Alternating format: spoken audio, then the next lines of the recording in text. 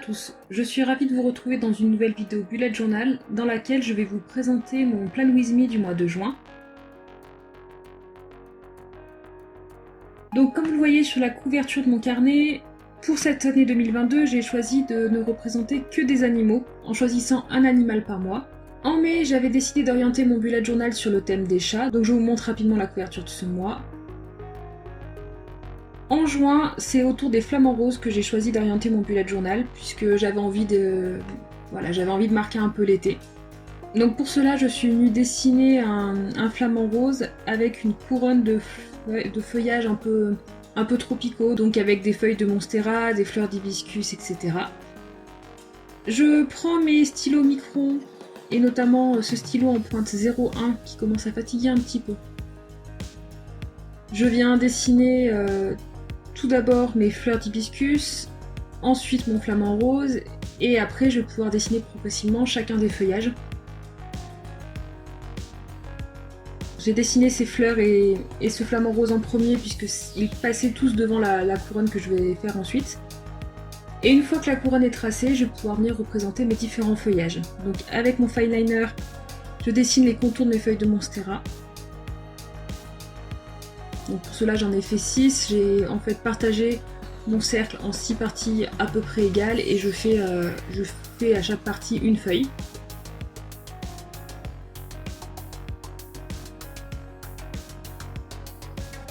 Ensuite, avec mon fineliner en pointe 005, je viens ajouter des petits détails, donc des nervures au niveau de certaines feuilles, des traits dans les fleurs, etc.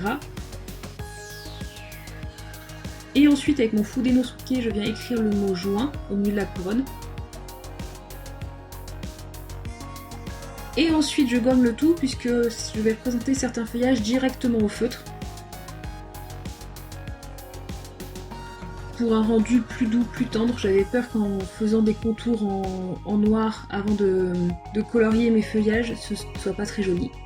Donc pour ces feuillages, je trace une grande tige verte et ensuite je vais prendre la pointe feutre de mon Tombow, la pointe broche, et je vais venir l'aplatir sur la feuille pour venir faire les petits côtés des feuillages. Donc, le premier côté n'est pas très bien fait, je m'améliore petit à petit dans le résultat que ça donne, donc vous voyez en accéléré là sur les feuillages suivants.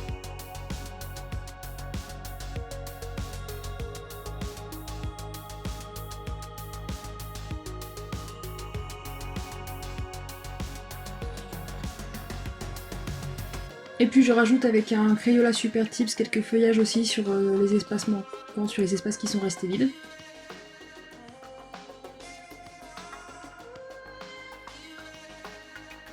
Et je finis par la mise en couleur de mes feuillages, de mes différents dessins. Je vous laisse en musique pour la fin du coloriage de cette couverture.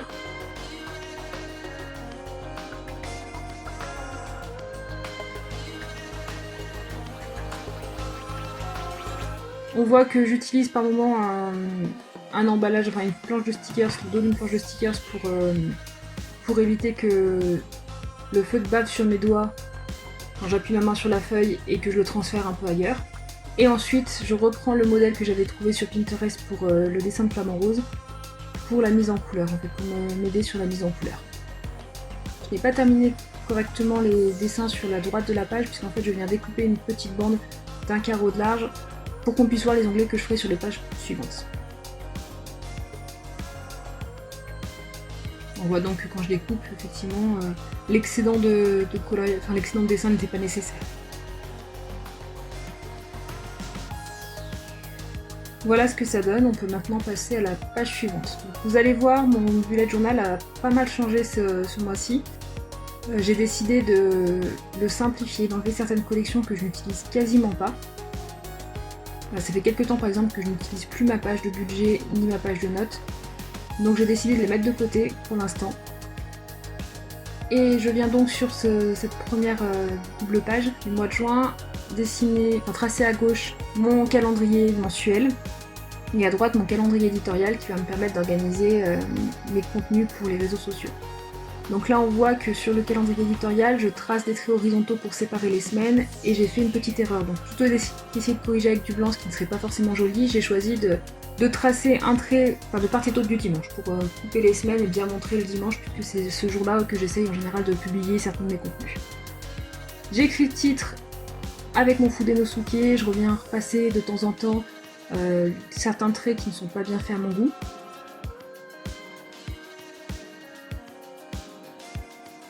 Et je remplis mes différents tableaux.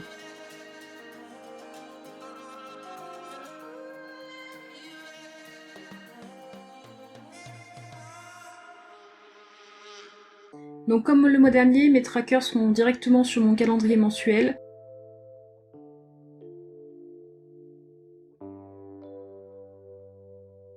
Je vais attribuer à chaque habitude que je veux suivre une couleur et je viendrai mettre un point de cette couleur-là dans mon calendrier du mensuel.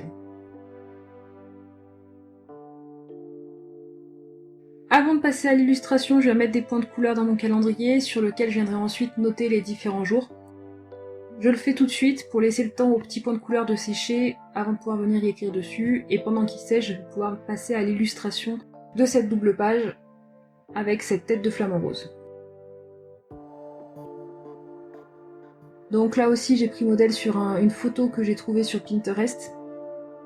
Comme toujours, vous trouverez en barre d'informations le lien de mes inspirations, le lien du tableau de mes inspirations du mois. Je passe à la mise en couleur toujours avec mes Crayola Super Tips. Alors l'inconvénient de ces feutres, on peut le voir, c'est qu'ils font beaucoup de marques, ce qui est un petit peu dommage. Donc je travaille avec différentes teintes de rose, différentes variations de rose ce mois-ci.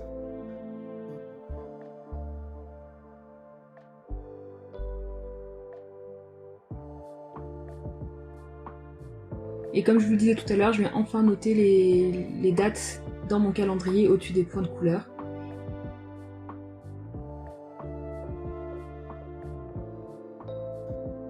Et je découpe l'onglet de la collection qui me permettra de bien repérer chacune de mes collections quand j'en aurai besoin.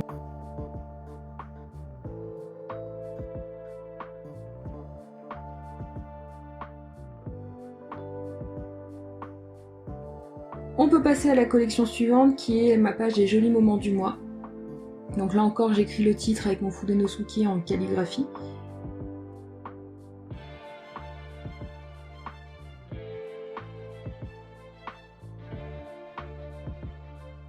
Et pour le mot juin que je souhaite en rose, je l'écris avec la pointe feutre de mon Tombow ABT. En bas à gauche, je viens dessiner un flamant rose pour lequel j'ai pris modèle toujours sur une photo que vous pouvez trouver dans le lien en barre d'informations. Je dessine toujours avec mon micro en pointe 0,1 et je rajoute les détails avec la pointe 0,05.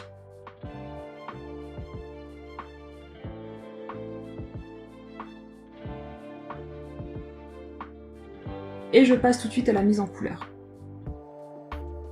Donc j'utilise un rose un peu pâle pour l'ensemble du flamant rose.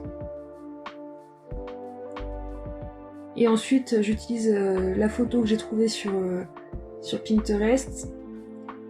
Donc je prends modèle sur mon iPad cette fois-ci pour voir un petit peu les détails, les contrastes, etc.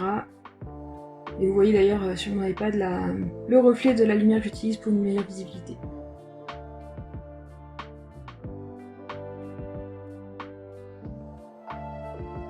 Je n'ai plus qu'à couper et à mettre en couleur mon onglet.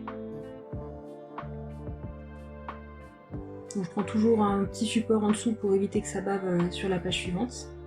Et je passe à la collection suivante, qui est en fait déjà mes weekly. Donc j'ai changé mes weekly en faisant cette fois-ci une Dutch Door verticale, afin d'avoir à gauche le dessin commun à tous mes weekly, et à droite je vais venir en fait couper chaque bande à droite pour qu'on ait à la fin de la double page une to-do list qui sera commune à tout le mois. Je sais pas si je suis très claire dans ce que je vais expliquer.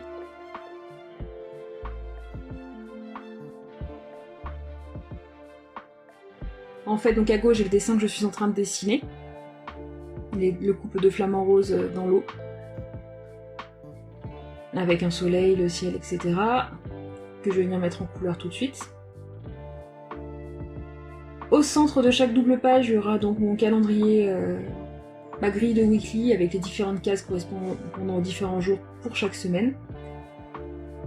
Et en fait, il y aura une partie tout à droite de la double page qui sera commune à tous mes weekly, puisque la Dutch Door sera centrale. Et sur cette colonne-là, je viendrai écrire ma to-do list. Je me rendais compte qu'en fait, sur l'organisation que j'utilisais avant, j'avais une grande zone de to-do list que je n'utilisais quasiment pas. Je mettais toujours 4-5 tâches et en fait, il y avait beaucoup d'espace qui était perdu. Donc là, je me dis que c'est bien d'avoir une to-do list mensuelle visible assez facilement, puisque celle que j'avais avant aussi en début de mois n'était pas forcément... je m'y référais pas forcément souvent. Donc là, au moins, je l'aurai toujours sous les yeux. J'ai à compter combien d'onglets je dois avoir, combien de feuilles j'utilise en fait sur tout le mois, sachant que comme j'ai préparé mon bullet journal un peu tardivement, je ne fais pas la toute première semaine là, du 28-29 mai je crois au 5 juin. Je vais commencer directement au 6 juin.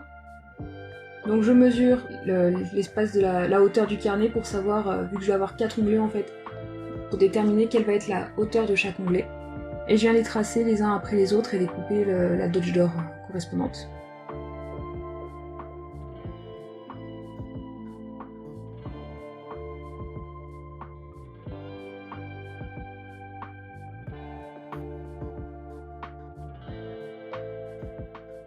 Je gomme les différents traits que j'avais tracés au préalable. Et là, je peux venir retirer mon washi tape que j'avais utilisé pour délimiter ma zone de dessin et venir faire les grilles de weekly. Dans mon weekly, il va y avoir 8 cases, toutes de la même taille. 7 cases vont me servir pour les différents jours de la semaine. La dernière, c'est celle qui va me permettre de noter le contenu que je vais mettre dans le blog cette semaine-là. J'ajoute dans ma zone de dessin mon petit calendrier mensuel que j'ai imprimé sur du papier autocollant. Et je n'ai plus qu'à mettre le nom pour chaque case, donc le nom des jours. Avec, vous allez le voir, une petite erreur au moment du samedi. Mon cerveau est allé plus vite que ma main, en fait j'ai noté un dimanche. Donc je vais venir corriger rapidement en utilisant une petite chute de papier que j'ai eue en découpant mes Dutch Door. Et que je vais venir coller avec mon roller de colle repositionnable. Et je n'ai plus qu'à corriger. J'ai fait de la même façon les autres weekly. Et je trouvais que mon dessin n'était pas assez délimité, donc je viens faire un trait noir vertical pour vraiment couper la zone de dessin de la zone de weekly. Je viens colorier les onglets de weekly que j'ai ainsi dessinés pour mieux me repérer dans le mois. Donc toujours dans différentes teintes de rose.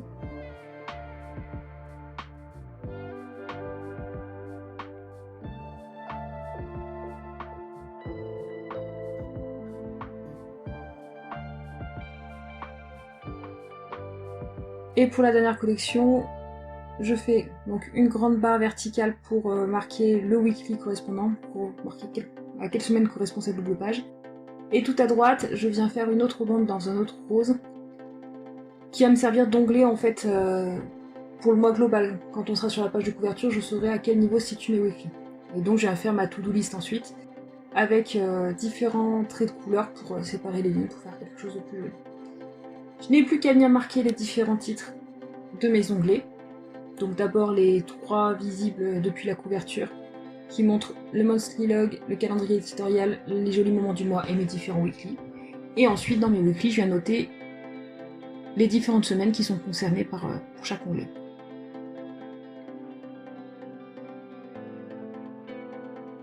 Pour mettre un peu plus de couleur, un peu plus de flamant rose dans mon bullet journal, je viens utiliser cette plaque de stickers, cette planche de stickers qui représente des fleurs tropicales et des flamants roses, donc j'en colle par-ci par-là plusieurs sur chacun de mes weekly.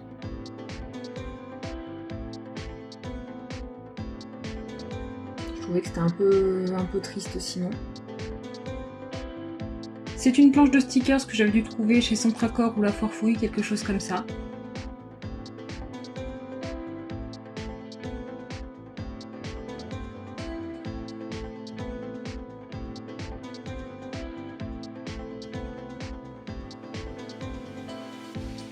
Et c'est déjà terminé.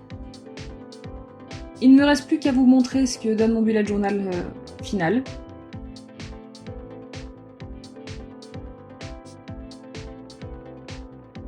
N'hésitez pas à me dire ce que vous en avez pensé, si vous l'avez apprécié.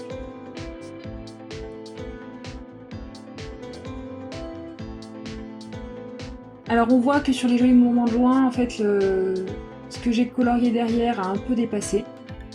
Ce n'est pas grave, hein, ça fait partie des risques du bullet journal, d'avoir des choses qu'on n'apprécie pas, des ratés. N'hésitez pas à me dire quelle collection vous avez préférée. Je vous remercie d'avoir regardé cette vidéo jusqu'au bout. Si elle vous a plu, n'hésitez pas à l'aimer et à vous abonner. À bientôt.